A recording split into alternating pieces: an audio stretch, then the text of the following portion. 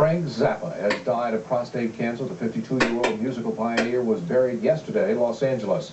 Dennis Michael now has a look back at the music Zappa himself called sonic mutation.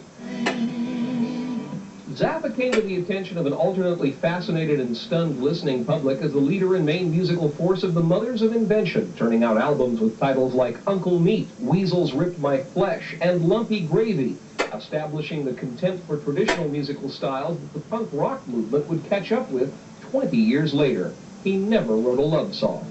The amount of damage that has been done over the years by love songs is almost incalculable, because a love song creates the desire for a situation which will never be created in real life, so it just breeds frustration.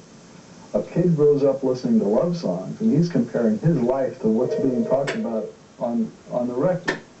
And he ain't never going to get it. You know, so it mutates him. There was, however, for Frank Zappa, a sincere and deep love of music, both dissonant and cacophonous, or lyrical, and most especially humorous.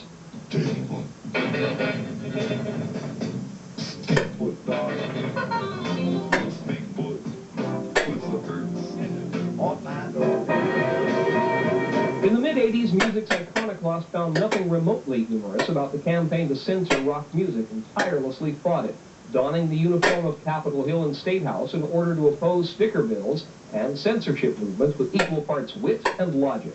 There's no need for it. The idea that the lyrics to a song are going to cause antisocial behavior as an exclusive cause of antisocial behavior, I think, is not supportable by science. Through his career, Zappa has worked with a number of contemporary classical artists and classical musicians are often eager to sing his praises. In the late 80s, Zappa affectionately supported the careers of two of his children, guitarist Dweezil and daughter Moon Unit, an actress and a singer. He spent much of his time in his home studio, cataloging and digitizing a vast body of compositions and live performances. It's hard for me to even listen to those early albums. I know there's a market for them. There are people who want to have them on CD. And so I hold my nose and get in there and fix them up.